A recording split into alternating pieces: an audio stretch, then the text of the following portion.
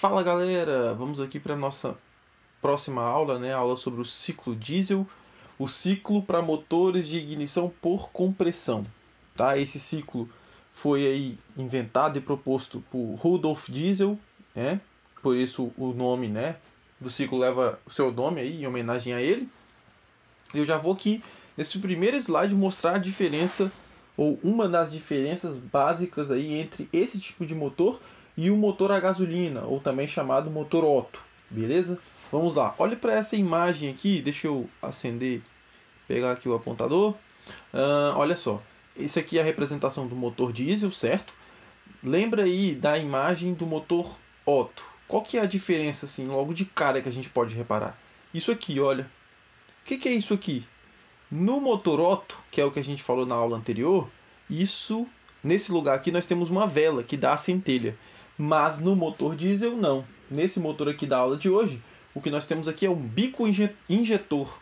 Olha aqui essa outra imagem, 4 bicos injetores aqui, ó. O que é isso? Para que ele serve? Ele serve para injetar aqui dentro do cilindro o combustível diesel a alta pressão. Isso aí é o marco, a grande diferença entre os dois motores, tá? Nos motores de ciclo diesel, somente ar vai entrar no cilindro e vai ser comprimido por esse, beleza? No final da compressão é que o combustível entra em jogo, vamos dizer assim, tá? É diferente lá do que acontece no ciclo Otto. No ciclo Otto, vocês se lembram, na hora que há a admissão, há a admissão de uma mistura. Aqui não, aqui só se admite o ar e posteriormente esse combustível ele é inserido no sistema. Beleza? Vamos lá então aqui para eu explicar para vocês uma imagem aí, ou duas imagens bastante similares àquelas que eu mostrei na aula quando eu falei do ciclo Otto, tá? Eu vou começar aqui também, como eu fiz lá no ciclo Otto, pela representação em 4 tempos desse motor, tá? Desse ciclo. Os 4 tempos continuam os mesmos, né? Admissão, compressão, combustão e escape. Não confundam isso, tá? Os tempos são os mesmos. Então também é um motor de 4 tempos, assim como no motor Otto. Onde estão as diferenças? Presta atenção aqui que eu já até mencionei, né? Agora no slide anterior. Mas olha só, na admissão, quando a válvula se abre, o que entra aqui dentro do cilindro no ciclo diesel é ar, tá? Simplesmente ar. Então esse cilindro, esse pistão, ele vai descer no cilindro, né? Vai realizar um giro e vai retornar. Com a válvula já fechada, olha o que ele vai fazer. Ele vai comprimir apenas o ar. Lembre-se, aqui não tem mistura, apenas o ar. Diferente do ciclo Otto, onde são comprimidos o ar e o combustível. Aqui eu só comprimo o ar.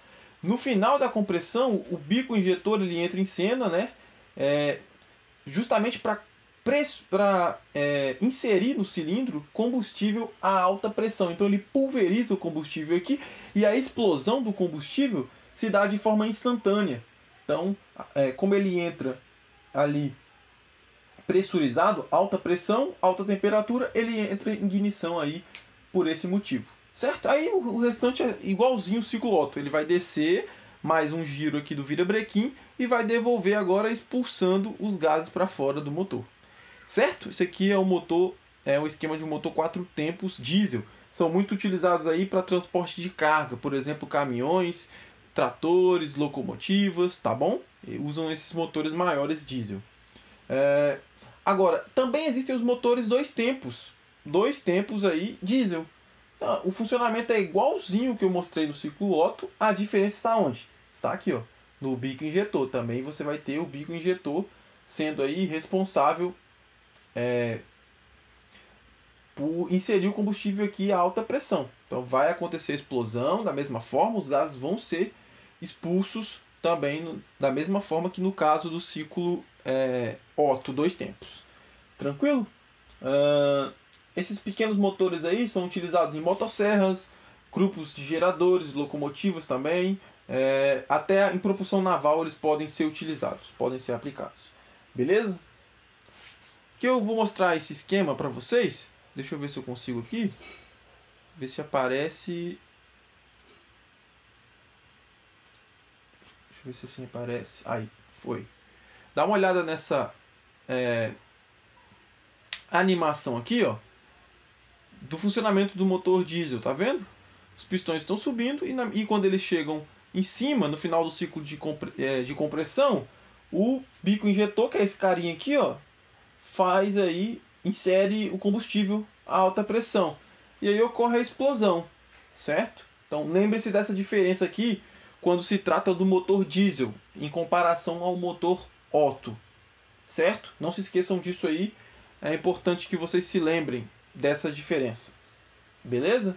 Aqui só mais algumas imagens, né, do funcionamento do motor aí em 4 tempos, tá? Isso aqui é o virabrequim embaixo, para você já ir se familiarizando. Outra coisa também é o controle de válvulas. Eu vou falar disso tudo mais à frente, mas todo esse movimento, né, toda essa dinâmica do motor é controlado pelo próprio giro do motor, né? E aquelas válvulas que vocês viram são acionadas de acordo com o giro do motor. E eu vou falar disso quando a gente vai falando do motor em si, beleza? Só para vocês conhecerem mais um pouco aí por dentro de um motor.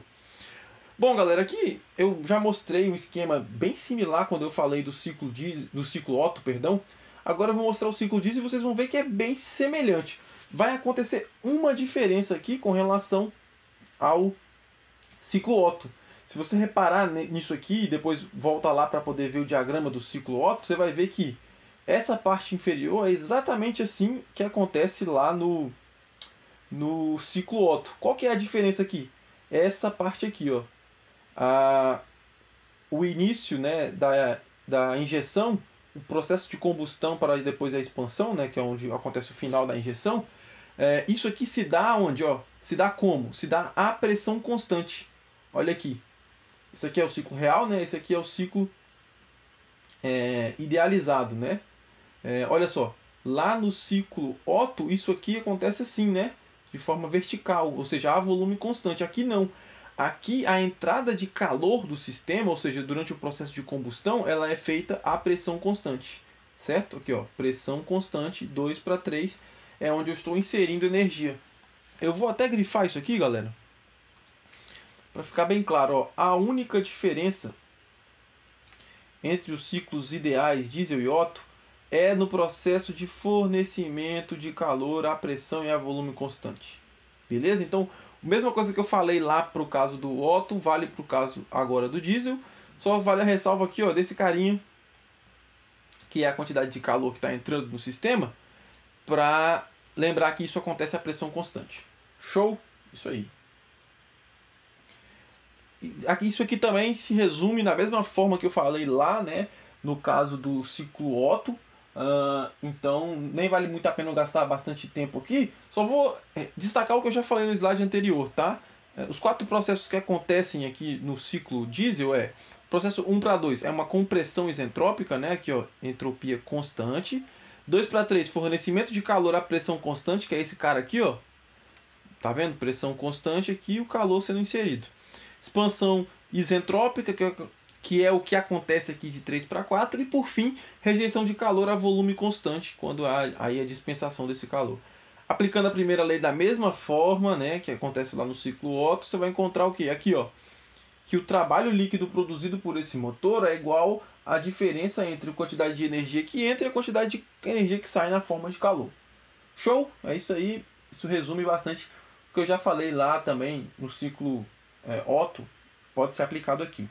Aqui, galera, só também destacando que eu também mencionei isso no ciclo Otto. Não se preocupem com essas equações aqui, tá? Não vou cobrar esses cálculos aqui de eficiência. Isso aqui é só para mostrar para vocês a diferença entre as eficiências dos dois ciclos. Tá bom? Eu mencionei isso aqui para vocês já, mas vocês já estão careca de saber que a eficiência de qualquer ciclo termodinâmico se calcula assim, né? 1 menos o calor que sai sobre o calor que entra, certo? No ciclo diesel também é assim que vai calcular. Bom, agora eu consigo calcular essas duas quantidades aqui, ó, dessa forma aqui, ó. O calor que entra é Cp ΔT. Por que Cp? Porque é um processo a pressão constante, né? Então o calor específico a pressão constante. E o calor que sai é Cv ΔT. Por que Cv? Porque aqui é volume constante. Opa, isso aqui já é diferente do que acontece lá no ciclo Otto, né? Eu mostrei para vocês lá naquela ocasião que essa relação, na verdade, Cp sobre Cv é igual a K, né? Então Cv sobre Cp é igual a 1 sobre K. E a expressão para eficiência é essa aqui, certo? A relação aí, ou a razão existe aqui também uma nova variável, digamos assim, que é a razão de corte, que é a relação entre o volume 3 e o volume 2, tá? Isso aqui. Isso só é importante para escrever a eficiência do ciclo diesel em função da razão de compressão, né, que eu já mostrei para vocês lá no ciclo Otto, e agora tem essa razão de corte aqui, ó, tá vendo? Que é essa relação entre o volume 3 e o volume 2. Professor, preciso gravar essas equações? Não, não se preocupe em gravar isso, tá? É só para mostrar para vocês a diferença da eficiência entre os dois ciclos, que eu estou mostrando isso. Não precisa se preocupar, para chegar nessa formulação teria que mostrar algumas outras simplificações feitas, né, algumas hipóteses, então eu não vou fazer isso aqui porque não é o meu objetivo. Nessa disciplina também não é o objetivo aqui falar disso durante esse ciclo, tá? Bom, a eficiência do ciclo diesel, perceba aqui, eu não sei se vocês vão se lembrar lá, no ciclo Otto, essa região rosa, né, ela ficava mais para cá, né, em torno aqui do 8 até o 11. Olha só no diesel. O diesel trabalha com razões de compressão muito maiores, ó, de 12, né, aqui até o 23, tá? Então são bem típicas essas razões de transmissão. A eficiência térmica do ciclo diesel ideal é em função dessas razões de corte e também da razão de compressão. Então aqui comparando as duas, olha, essa é a eficiência do ciclo Otto, essa é a eficiência do ciclo diesel. E se você observar bem, a única coisa que difere as duas equações é essa parte aqui em vermelho. Eu sei que vocês já devem ter percebido isso aí, tá? Esse termo aqui é sempre maior que a unidade, é sempre maior que 1. Então, quando ambos os ciclos estiverem operando a mesma razão de compressão, a eficiência do ciclo Otto ideal é maior que a eficiência do ciclo diesel, porque isso aqui vai ser maior que 1. Tá? Então a eficiência do ciclo Otto ideal é maior que a eficiência do ciclo diesel ideal também. Tá? Mas eu queria destacar uma coisa aqui para vocês. Os motores diesel vão operar com razões de compressão maiores e, portanto, eles vão proporcionar maior eficiência do que os motores de ignição por centelha. É isso mesmo que vocês ouviram. Os motores diesel também queimam o combustível melhor e de maneira mais completa. Isso faz com que a queima seja de fato mais eficiente. Bom, eficiências típicas dos motores diesel aí, de grande porte, vão variar de 35% a 40%, comparados com 25% a 30% máximos aí dos motores a gasolina, ou seja, motores que trabalham com o ciclo Otto. Beleza? Bom, galera, eu vou falar agora para vocês do último dos ciclos a gás aí, tá? Que é o ciclo Brayton. Esse ciclo aí que foi proposto por George Brayton aqui. Tem gente que fala Brayton, tá, pessoal? Vocês podem ouvir as duas pronúncias aí para o nome, mas o mais comum é Brayton mesmo, tá? Então esse é um ciclo que funciona com uma turbina a gás. Eu não vou falar muito do equipamento turbina a gás aqui, porque tem uma parte dessa disciplina só para elas, tá? Então eu vou me ater um pouco mais ao ciclo dela, tá bom? Então aqui, já de maneira bem direta, porque eu sei que vocês já estão se acostumando e agora mais um pouco acostumados com a ideia de um ciclo real e de um ciclo idealizado, certo? O ciclo à esquerda é o ciclo real, como que ele está esquematizado aqui, olha só. Uma turbina a gás ela é composta por pelo menos três elementos principais. Quais são eles? Compressor, presta atenção aqui, tá? Compressor, câmara de combustão e turbina, também chamada de turbina a gás, tá? Olha só, esse ciclo, como é que ele funciona? Ele admite ar, esse ar é comprimido aqui nas palhetas do compressor, depois ele é entregue para uma câmara de combustão. Na câmara de combustão acontece aqui, ó, a inserção do combustível, ocorre a queima e aqui na saída eu tenho gases de exaustão. Esses gases vão expandir aqui ao longo das partes da turbina e vão ser liberados aqui, ó, os gases de exaustão na saída da turbina. Com isso eu produzo trabalho líquido, certo? Produzo potência e, claro, parte dessa potência produzida é usada justamente para quê? Para acionamento do compressor. Lembrando, galera, que esses ciclos, ou esse ciclo, o ciclo Brayton, o ciclo a gás para turbinas a gás, eles são, as duas principais aplicações são motores para turbinas a gás e propulsões de avião e também geração de energia elétrica, tá? Essas duas são as aplicações aí mais usuais para esse ciclo. Agora, olha para o ciclo ideal. Qual que é a diferença do ciclo ideal? Olha só. Substitui-se aqui, né, a câmara de combustão por um trocador de calor. Aqui, olha, presta atenção que aqui entra ar, aqui sai gases, né? Os gases não voltam para o início. Aqui já tem uma pequena modificação, né? Eu tenho um trocador de calor aqui para simular essa dispensação de calor aqui, o calor que sai. Então, como é que esse ciclo funciona? Entra aqui o ar, comprime, trocador de calor, ele vai receber uma quantidade de calor, perceba? E como eu falei para vocês lá no ciclo Otto, qual que é a diferença básica? Uma das simplificações feitas aqui é que o ciclo ideal, ele trabalha com a hipótese de ciclo padrão a ar. O que é isso? Vai ter ar ao longo de todo o circuito, ao longo de todo o ciclo. Professor, é assim que acontece na realidade? Não, acabei de falar para vocês aqui, né? Você tem ar onde aqui entre esses 4 pontos nesse ciclo real? O ponto 1 e o ponto 2. O ponto 3 e 4 são gases. Aqui não. Para simplificar, se estuda sempre em todos esses pontos a presença de ar, tá? Não há um combustível aqui. Substituir pela entrada de calor. Por isso que eu estudo esse ciclo como um ciclo ideal. Lembrando que isso é uma idealização, tá? É uma hipótese aí para simplificar o estudo desse ciclo. Bom, de maneira similar ao que acontece nos outros ciclos que eu já mostrei para vocês, eu posso representar isso no diagrama temperatura-entropia ou pressão-volume específico, que são bem comuns. Os 4 processos aqui envolvidos no ciclo ideal são esses aqui, ó. Compressão isentrópica no compressor aqui, ó, 1 para 2. Cadê, ó? Isentrópico aqui, ó, 1 para 2. Do 2 para o 3, um processo a pressão constante. Olha só, não tem perda de carga, não tem perda de pressão por atrito, nada disso. E há o fornecimento de calor. De 3 para 4, expansão isentrópica na turbina, certo? E 4 para 1, processo a pressão constante de rejeição de calor, certo? E aqui vocês podem aqui entender no diagrama PV como que se comporta esse ciclo aí, certo? Aqui também, de forma bastante similar ao que acontece lá nos outros 2 ciclos a gás que eu mostrei para vocês, o ciclo Otto e ciclo diesel, eu posso, já mostrei no slide anterior aqui, representar no diagrama TS, olha só, calor que entra, calor que sai aqui nesses 2 processos, eu tenho aqui o trabalho que entra e o trabalho que sai. Porque o trabalho líquido, ele pode ser calculado como a variação dessa quantidade de energia, se você aplicar a primeira lei, né? Então, olha só, você vai aplicar a primeira lei e vai chegar nesse balanço aqui, né? Então, olha, supondo que o trabalho líquido, né, eu posso escrever como o trabalho que sai menos o trabalho que entra, que é isso aqui, né? Justamente essa diferença, essa equação se torna isso aqui, né?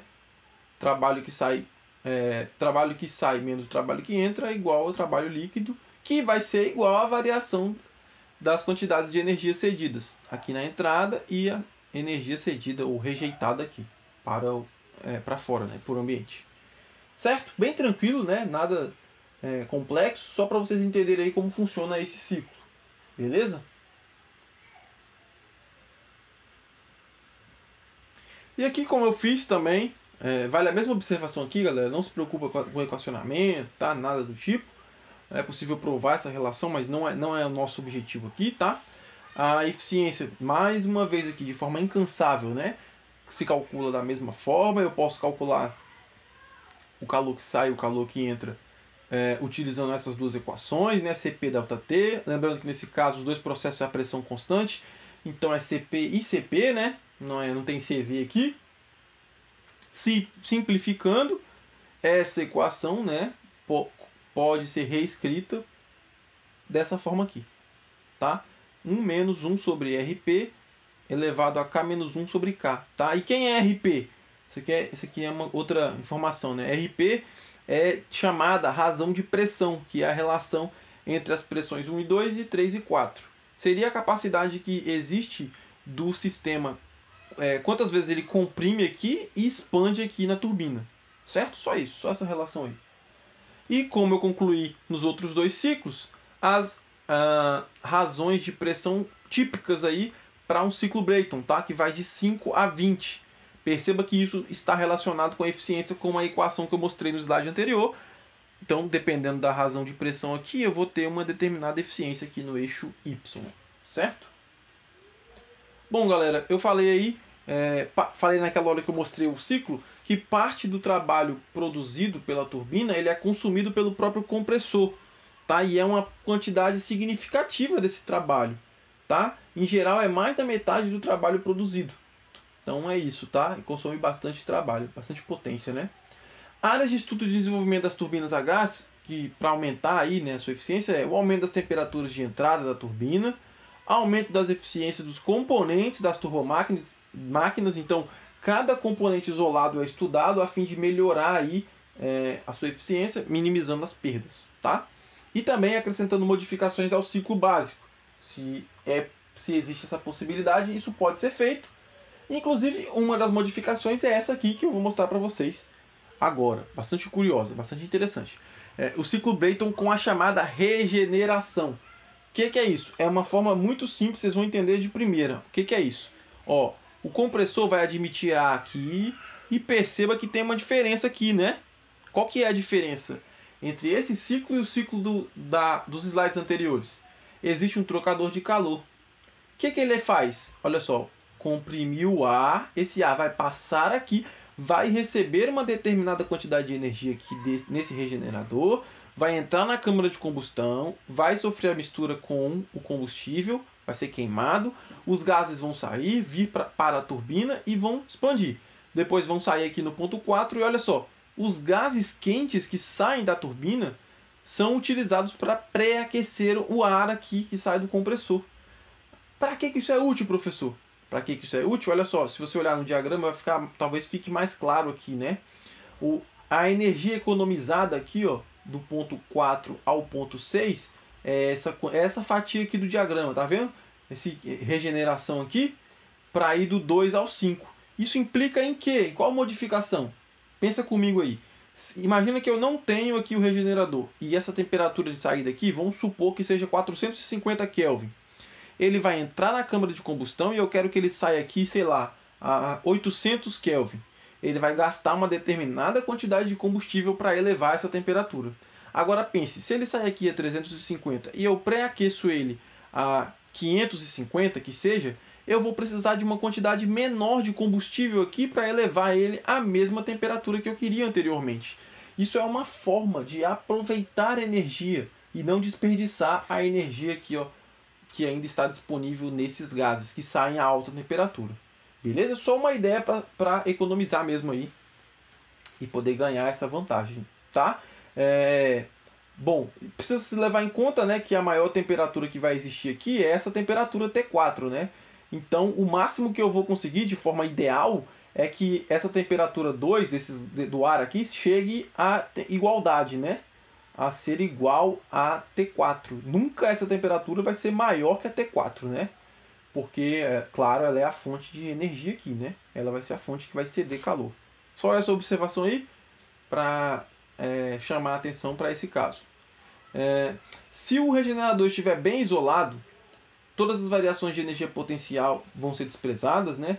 As transferências de calor real, né, e máxima dos gases vai ser calculada assim, né?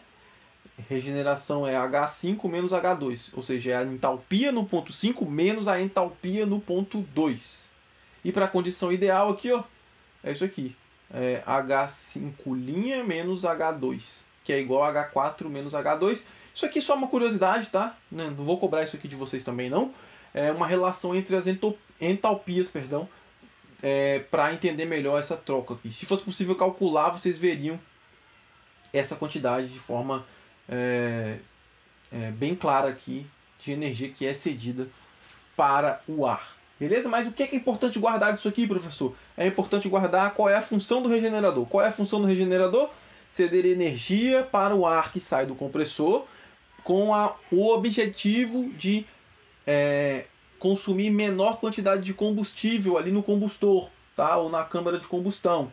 Para isso é fundamental a utilização do regenerador. Beleza, galera? Não se esqueçam disso. Nossa aula termina por aqui. Deixem suas dúvidas, caso elas existam, aqui nos comentários do vídeo no YouTube, ou algum comentário que você queira fazer sobre a aula, ou também no nosso fórum lá no ambiente virtual de aprendizado. Beleza? Estou à disposição de vocês.